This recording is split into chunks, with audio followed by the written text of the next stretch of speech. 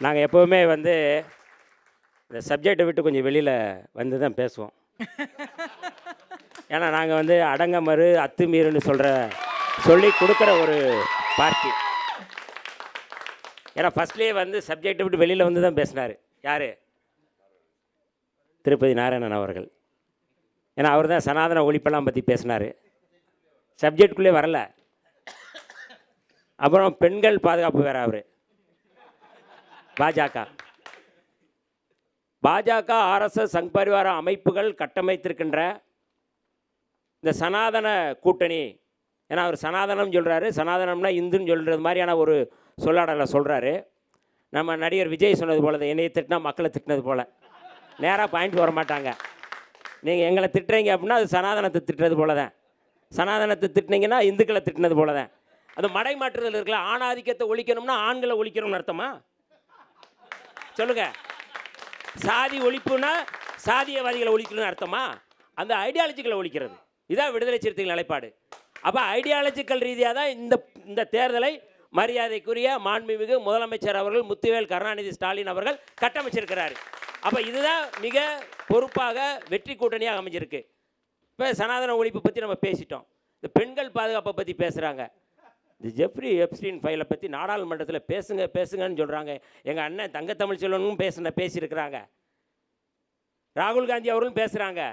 இந்த எப்ஸ்டீன் ஃபைலை பற்றி பேசுங்கப்பா. இந்த மாதிரி சர்வதேச அளவில் பெண்களை கடத்திட்டு போய் நீங்கள் மிக மோசமாக அங்கே தொழில் பண்ணுறாரு அவர். அதில் ட்ரம்ப்பினுடைய பேர் இருக்குது. நம்ம இந்தியாவினுடைய மிக வலிமையாக இருக்கக்கூடிய நம்முடைய தலைமை அமைச்சர் மோடி அவருடைய பேர் இருக்குது. அதை பற்றி பேசுங்கன்னா அதுக்கு பற்றி பேசுறதுக்கு துணிச்சல் இல்லாத பிரதமர் தான் மோடி. அவர் வர்றாருங்க, எதுக்குமே வர்றதில்லை. நீங்கள் எப்படி நீங்கள் பாதுகாப்பு சீனா ஆக்கிரமிப்பு குறித்து பேசுங்க அப்படின்னு சொல்கிறார் ராகுல் காந்தி அவர்கள். இராணுவ தளபதி மனோஜ் எம் நரவணே அந்த புத்தகம் அவர் எழுதின அந்த 4 ஸ்டார்ஸ் ஆஃப் டெஸ்டினி. ஐடியாலஜிக்கலாக நீங்கள் பேசுகிறது எல்லாமே ஓகேண்ணே. அண்ணன் கேட்ட ஒரே கேள்வி, தேமுதிகவோட உங்களுக்கு கூடுதல் சீட்டா இல்லையா, அதை சொல்லிட்டு போயிருங்கன்ற. இல்லை, அது எங்கள் பிரச்சனை. நாங்கள் பேசுவோம். அதை பற்றி அவர் கவலைப்பட வேணாம். அதை பற்றி அது மரியாதைக்குரிய நம்முடைய பாலு அவர்கள் அதை பற்றி கவலைப்பட வேணாம். அப்பாட்ட பேசி எப்படியாவது நீங்கள் சின்னத்தை வாங்குறதுக்கு பாருங்கள், வழக்கு போட்டுருக்குறாங்க. அதில் கவலைப்படுங்க. மருத்துவர் ராமதாஸ் ஐயா ஒரு வழக்கு போட்டிருக்கா, உரிமையியல் நீதிமன்றத்தில் வழக்கு போட்டிருக்காரு. அதில் நீங்கள் கவனம் செலுத்தி சின்னத்தை வாங்கி நீங்கள் அதில் நிற்கிறதுக்கு பாருங்கள். இல்லைன்னா அதுவும் போச்சு, உள்ளதும் போச்சுன்னா நொல்லக்கண்ணா மாதிரி நீங்கள் அதில் தான் நீங்கள் அதனால் எங்கள் கூட்டணியை பற்றி கவலைப்படாதீங்க. இது வெற்றி கூட்டணி, மகத்தான கூட்டணி. இந்த கூட்டணி சனாதனத்தை ஒழிக்கின்ற கூட்டணி. இந்த கூட்டணி வர்ணாசிரமத்தை ஒழிக்கிற கூட்டணி. இந்த கூட்டணி முழுமையாக சமத்துவம், சமூக நீதி, சகோதரத்துவம், மதச்சார்பின்மை, இதுதான் இந்த கூட்டணியுடைய ஐடியாலஜிக்கல். இந்த ஐடியாலஜிக்கல் அடிப்படையில் தான் இந்த கூட்டணியை மாண்புமிகு முதல்வர் அவர்கள் கட்டமைச்சிருக்கிறாங்க. இந்த கூட்டணி கட்டாயம் வெற்றி பெறும். பாமகவும் பாஜகவும் 2 பேரும் பக்கத்தில் உட்காந்துட்டு அவர் மைண்ட் வாய்ஸை நீங்கள் கேப்சர் பண்ணிட்டீங்க. அப்படித்தானே? ரொம்ப நல்லா இருக்குது. அதாவது மதவாதம் அப்படின்னா திமுக தலைமையிலான அணி தான் மதவாத கட்சி அப்படின்னு சொல்லி மரியாதைக்குரிய நம்முடைய திருப்பதி நாராயணன் அவர்கள் அதான சொன்னீங்க? ரைட்டாக அதான் சொல்லியிருக்கிறாரு. ரொம்ப ரொம்ப வேடிக்கையாக இருக்குல்ல. இந்தியா முழுக்க மதவாதம், மதவெறி, இஸ்லாமியர்கள் மீதான தாக்குதல், கிறிஸ்தவர்கள் மீதான தாக்குதல், நீங்கள் சாணியை கிறிஸ்தவ பாதிரி மேலே ஊற்றி அவர் குடிக்க வச்சு ஜெய் ஸ்ரீராம் முழக்கம் போட சொன்னது, இது எல்லாமே பாஜக ஆர்எஸ்எஸ் சங் பரிவார அமைப்புகள் தான். சுதந்திர இந்தியாவில் முதல் படுகொலை, சுட்டு படுகொலை, காந்தியார் படுகொலை. எதற்காக சுட்டு படுகொலை செஞ்சார்? நாதுராம் கோட்சே இந்த நாட்டை இந்து தேசம்னு அறிவிக்கணும்னு சொன்னதுக்காக முதல் பயங்கரவாத படுகொலை செய்தது கோட்சே. கோட்சேவே தேசபக்தர்னு சொல்கிறவங்க இவங்க இந்தியாவில் மதவாத கட்சி திமுக விடுதலை சிறுத்தைகள்னு சொல்கிறாங்க. இதை விட காமெடி, நகைச்சுவை எதுவுமே இருக்க முடியாது. இதுதான் நீங்கள் பாபர் மசூதியை பட்டப்பகலில் வெட்ட வெளிச்சத்தில் இடித்து நீங்கள் மட்டமாக்கிட்டு இப்போ நீங்கள் மதச்சார்பின்மைன்னா என்ன? பிரதமரே காவி உடை அணிஞ்சு ஜெய் ஸ்ரீராம் ஜெய் ஸ்ரீராம் சொல்லிட்டு நீங்கள் ராமர் கோயிலை கட்டுறதா அதுதான் மதச்சார்பின்மையா? நான் கேட்குறேன். நான் விடுதலை சிறுத்தைகள் சாதி ஒழிப்பை முன்னிறுத்துகின்ற இயக்கம். சாதி ஒழிப்புனா சனாதன ஒழிப்பு, சாதி ஒழிப்புனா வர்ணாசிரம ஒழிப்பு. இதுதான் எங்களுடைய இது. நாங்கள் இதை பற்றி பேசுகிறதுக்கு பாஜகவுக்கு கிஞ்சிற்றும் எந்த தகுதியும் இல்லை, அருகதையும் இல்லை. தயவுசெய்து பேசாதீங்க, மதவாதத்தை பற்றி பேசாதீங்க, நீங்கள் மதச்சார்மையை பேசாதீங்க. முழுக்க முழுக்க மதவெறியும் மதவாதமும் ஊறிப்போன ஒரு இயக்கம், கட்சி, ஆர்எஸ்எஸ், பாஜக, சங் பரிவார அமைப்புகள். இதை விட வேறு என்னங்க வேணும்? நம்ம மரியாதைக்குரிய பாலு அவர்கள், அவரை பற்றி பேசணும். நீங்கள் ஒரு செய்தியை சொல்கிறேன். இவங்க காங்கிரஸ் கட்சியில் நாங்கள் கூட்டணி வச்சிட்டோம். அந்த 2009 நம்ம அண்ணன் தான் சின்னவர், இவங்க சின்னையான்னு சொல்கிறாரு அன்புமணி, அவர் அமைச்சர். எந்த கட்சி, எந்த கூட்டணியில்? காங்கிரஸில்.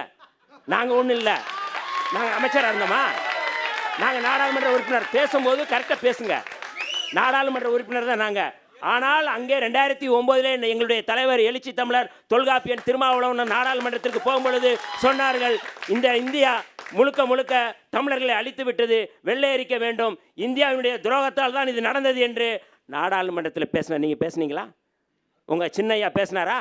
இப்போ நீங்கள் ஏன் வாய் திறக்க மாட்டாரு? 2009 அவர் அமைச்சராக இருக்கும்போது 2 ஊழல் வழக்கு. யார் மேலே? மருத்துவர் அன்புமணி ராமதாஸ் மேலே. ஒரு செய்தியை படிக்கிறேன். அன்புமணி மீதான ஊழல் வழக்கை சிபிஐ விரைந்து விசாரிக்க வேண்டும். அன்புமணி தேர்தல் ஆணையத்தின் மோசடிகள் பற்றியும் சிபிஐ விசாரிக்க வேண்டும். இது விடுதலை சிறுத்தைகள் சொல்லலை, மரியாதைக்குரிய மருத்துவர் ராமதாஸ் ஐயா அவர்கள்.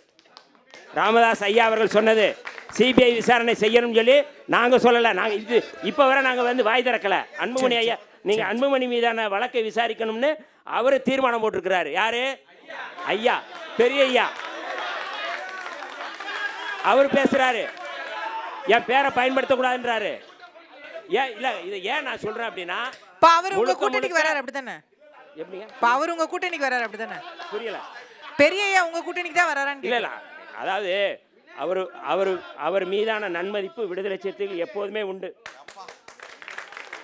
அன்புமணி ராமதாஸ் அவர்கள் மீது எங்களுக்கு நன்மதிப்பு உண்டு. ஆனால் சாதியவாத பாமக, மதவாத பாஜகவோடு விடுதலை சிறுத்தைகள் எப்போதும் கூட்டணி இல்லைங்கிறது எங்களுடைய நிலைப்பாடு. நீங்கள் எங்கள் கூட்டணியில் நாங்கள் எவ்வளவு சீட்டு வாங்குவோம், என்ன வாங்குவோங்கிறத பற்றி கவலை இல்லை. ஏனென்றால் விடுதலை சிறுத்தைகள், இடதுசாரிகள் உள்ள இந்த கூட்டணி, திமுக தலைமையிலான மதச்சார்பற்ற முற்போக்கு கூட்டணி, இந்த கூட்டணியில் எங்களுக்கு தேவையானதை நாங்கள் வாங்குவோம். நீங்கள் இருக்கிறத கொடுங்க சாமின்னு சொல்கிற இடத்துல நீங்கள் இருக்கீங்க, நாங்கள் கேட்டு பெற இடத்துல நாங்கள் இருக்கிறோம். எங்களுக்கு எத்தனை சீட்டு வேணுங்க நாங்கள் கேட்போம், உரிமை இருக்குது எங்களுக்கு. நீங்கள் அதை பற்றி பேசுவதற்கு உங்களுக்கு எதுவுமே இல்லை. சனாதனத்தை ஒழிப்பதற்காக இந்த களத்திலே சமரசம் இல்லாமல் நின்று கொண்டு இருக்கின்ற பேர் இயக்கம் விடுதலை சிறுத்தைகள். எங்களுக்கு சீட்டு முக்கியமல்ல, எங்களுடைய இலக்கு என்பது சனாதனத்தை ஒழிப்பதா, பாஜக ஒழிப்பதா, ஆர்எஸ்எஸ் ஒழிப்பதா. இதான் எங்களுடைய இலக்கு. அதிலிருந்து தான் நாங்கள் முடிகிறோம். திருப்பரங்குன்ற இஷ்யூவை பற்றி பேசினாரு.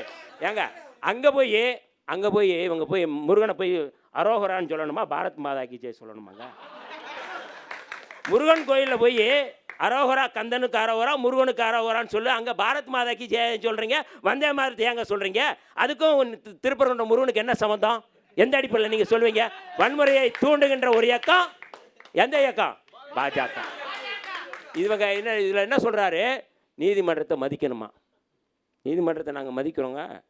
ஆனால் உச்சநீதிமன்ற நீதிபதியை மேலே செருப்பு வீசினது நீங்கள், ஆர்எஸ்எஸ்ஸை சேர்ந்த ஒரு சங்கி. ஆனால் நீங்கள் எப்படி சொல்கிறீங்க எங்களை மதிக்கணும்னு சொல்கிறீங்க? 2014 இருங்க, 2014 வந்த தீர்ப்பு என்ன? 2017 வந்த தீர்ப்பு என்ன? 2014 தனி நீதிபதி வேணுகோபால் கொடுத்த தீர்ப்பு என்ன? அந்த இடத்துல தான் எந்த மரபு வழியில் எங்கே இருக்கோ அங்கே தான் நீங்கள் தீபம் ஏற்றணும். சரி, 2017 என்ன தீர்ப்பு? நீதிபதி சுப்பிரமணியமும் கல்யாண சுந்தரமும் என்ன சொன்னாங்க? அந்த தீர்ப்பு 2014 2017 என்ன தீர்ப்பு? அதிமுக என்ன நிலைப்பாடு எடுத்ததோ அந்த நிலைப்பாடைத்தான் திமுக எடுத்தது. இன்னைக்கு புதுசு எடுக்கல அந்த தீர்ப்பு. அந்த நிலைப்பாடு திமுக நிலைப்பாடு புதிய நிலைப்பாடு அல்ல. அது ஏற்கனவே 2014 2017 எடுத்த நிலைப்பாடு தான் திமுக எடுத்திருக்கு. நீங்கள் அந்த ஜட்ஜ்மெண்ட்டை தான் நிறைவேற்றுன்னு சொல்கிறது. ஆனால் அதிமுக நிலைப்பாடு என்ன? இப்போ இன்னைக்கு எடப்பாடி பழனிசாமி அவர்கள் என்ன மாதிரியான நிலைப்பாடு எடுத்திருக்கிறாரு? சனாதனத்தை ஏற்றுக்கொண்டவராக இருக்கிறார், வர்ணாசிரமத்தை ஏற்றுக்கொண்டவராக இருக்கிறார் எடப்பாடி பழனிசாமி அவர்கள். ஏற்கனவே அதிமுக எடுத்த நிலைப்பாட்டுக்கு எதிராக இருக்கிறார். உங்களுடைய சனாதனம் எடுபடாது, பாரதிய ஜனதாவுடைய அரசியல் அந்த ஐடியாலஜிக்கல் என்பது இந்து ராஷ்டிரம் தான், சனாதனம் தான். அந்த சனாதனத்தை தமிழ்நாடு அணி ஏற்றுக்கொள்ளாது. தமிழ்நாடு என்பது சமத்துவம், சகோதரத்துவம், மதச்சார்பின்மை. இந்த அணி தான் இங்கே வெல்லும். இந்த அணி கட்டாயம் 2024 தொடரும் என்பதில் எந்த மாற்று கருத்தும் இல்லை. இந்த வாய்ப்பை வழங்கிய தோழர்களுக்கு அனைவருக்கும் நன்றி சொல்லி விடைபெறுகிறேன். நன்றி, வணக்கம்.